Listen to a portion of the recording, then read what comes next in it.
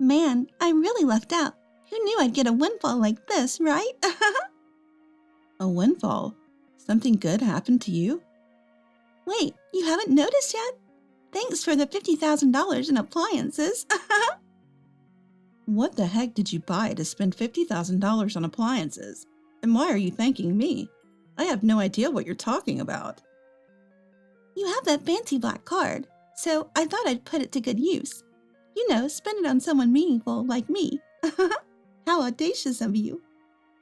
Wait, a black card? Whose card are you talking about? What? You're going to pretend you don't know? The card that was in your wallet. That's not my card, though. My name is Vivian. During high school, I found a part-time job at a company I had always admired. I dedicated myself to that job wholeheartedly. Luckily or not, I didn't have many friends, so while everyone else was out having fun, I was earning some money.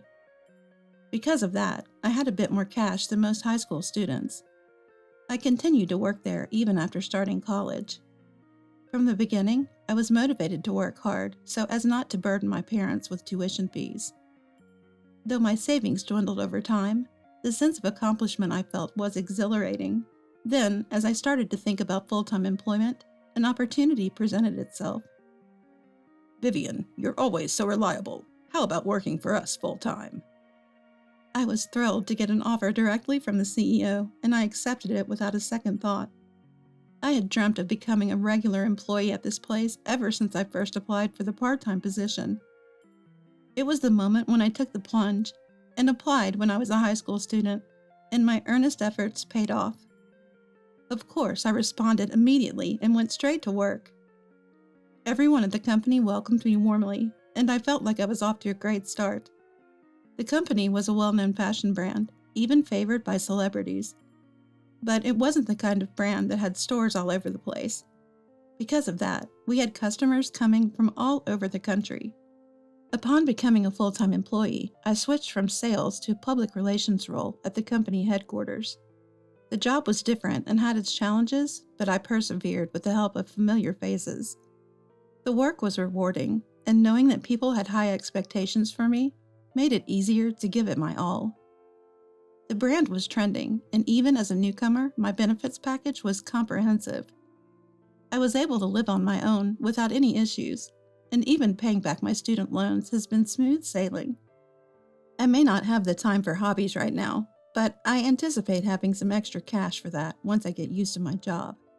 That's why I've decided this is the time to focus on work and save money. I found this approach suits me, and above all, it brings me joy. However, not everything has been going smoothly, especially my relationship with my older sister, Meryl. She has been envious and critical of me since we were kids. What's the rush with all this work? Are you trying to make a fool out of me? My sister, 2 years my senior, never worked a part-time job and relied solely on an allowance from our parents. Unlike me, she had to budget carefully to make her allowance last. I don't want to burden Mom and Dad with college expenses. That's why I'm working. Plus, it's my dream brand. I wanted to take a chance. I'm not making fun of anyone. You're so proud of yourself. Stop showing off by buying all these things. Buy something for me too while you're at it. I'm not buying much, I told you. I'm saving for college. My sister always finds fault in everything and tries to justify herself in some way.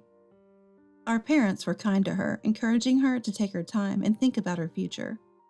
She neither listened to their advice nor made an effort on her own. Why would I work part-time? I'll use Mom and Dad for whatever I can. That's a child's privilege, right? Parents are there to be used. My sister never put in any effort, but would get jealous when I tried to do something. Both our parents and I were appalled by her mindset. Then tragedy struck. Our parents passed away in an unexpected accident. This happened just as I was about to graduate from college. While I was consumed with grief, along with our grandparents, my sister seemed merely irritable. What's going to happen to my life now? Even in such times, my sister only thought about herself. After graduating high school, she had decided to work part-time. She had no plans for full-time employment and was essentially freeloading at our parents' house. Now it seemed she would have to work. I guess I have to get a job now. That ruins my life plans. With no time to grieve our parents, we began to sort out their belongings. They had some savings, which I decided to give to my noisy sister to keep her quiet. We ended our rental contract on our family home, and I took our sentimental belongings. Like I care about that junk. You're going to throw it out anyway, aren't you? Those items are filled with memories of Mom and Dad. Hungry stomachs aren't filled with memories. Her words left me speechless. I decided to distance myself from her after giving her all the money. However, recently, she began contacting me again. Why don't we hang out as sisters? We've never really done that, have we? There's no need. I'm busy with work. You're so cold-hearted. I'm trying to be a good sister here. I don't need you to be a good sister. We're both adults now, and we should act like it. Ugh, you're so was the gist of our exchanges. I couldn't understand why she was so fixated on me. I wondered if she felt lonely after our parents passed. But she soon proved me wrong. Open the door now. I know you're off today. Eventually, she showed up at my door uninvited. Hey, what are you doing here? Just because I'm off doesn't mean you can just show up. I cleared my schedule for this, so you better appreciate it. My sister walked into the living room with an audacious and arrogant demeanor, plunking herself down and refusing to move. What's with the big bag? Going on a trip? I'm staying here for 2 nights starting today. Make sure you prepare the meals, okay? What? You just show up and plan to stay? What's the deal? I just told you. Let's spend some quality sister time together. What's not to like? I'm trying to bond with you here. She then immediately urged me to prepare lunch and started laughing loudly while watching TV. No matter how much I told her to leave, she wouldn't, so I had no choice but to put up with her. She complained no matter what I cooked. Can't you serve me something more spectacular? A sandwich for someone as magnificent as me? If you have complaints, you don't have to eat. Reluctantly, my sister picked at the food, mumbling under her breath. Why is she even doing this? This was a miserable time for me. On the second night, I noticed she seemed happier than usual before going to bed. What's up? You've been grinning. It's kind of creepy. You'll see. You'll thank me later. What are you planning? This is scary. The next morning, still in high spirits, she left my house. Then the day after, she called me. You got a promotion and started making more money, so you have a black card now, right? Thanks to you, I could use some sister privileges. What? What black card are you talking about? Turns out I got some unexpected income. Lucky me. What are you talking about?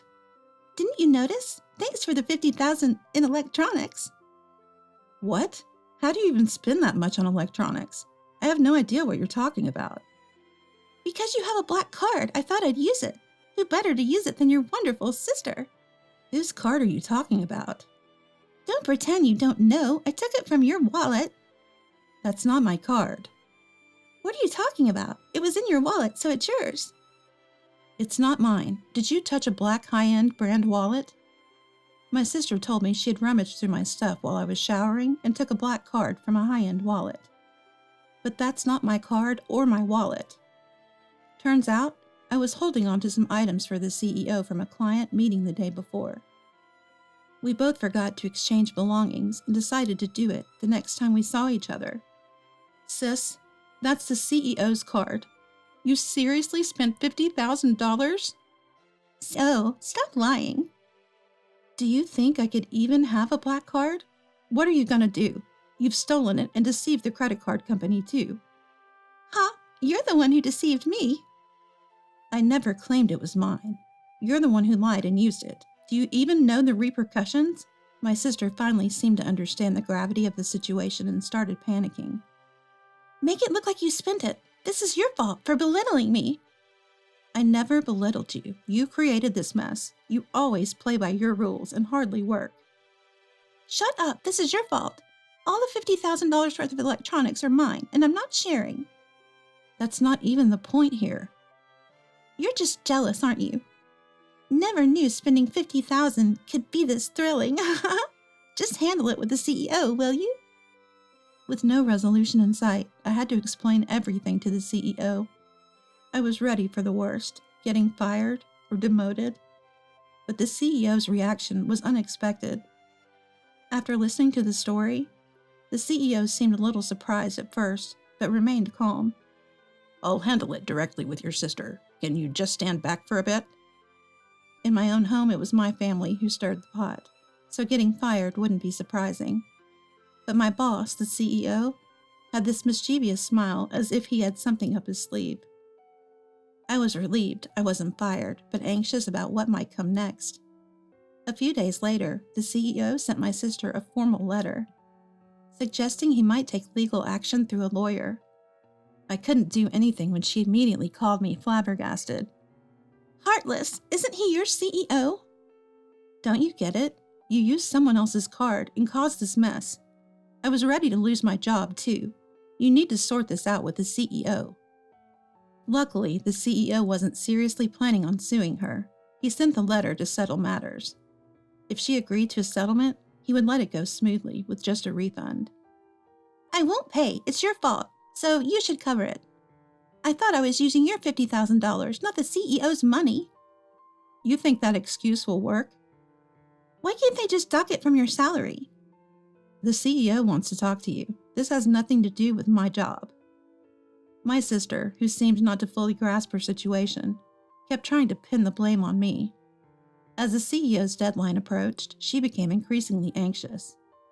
Despite her constant complaints, she seemed to realize there was no way out. She told distant relatives and friends about the situation, gathering the money to refund the CEO, much to my surprise. I was surprised that she managed to do it in about a week. The CEO accepted this as her paying back money she had borrowed, and didn't intend to escalate the matter. But after my sister openly discussed her situation, she started receiving cold glares from everyone around her. She hadn't saved a penny, squandered our parents' inheritance, and didn't have a stable job. Showing up to borrow money after racking up credit card debt only made her look worse. It seemed like she started contacting me regularly because her inheritance was running out and she needed a new host to mooch off of.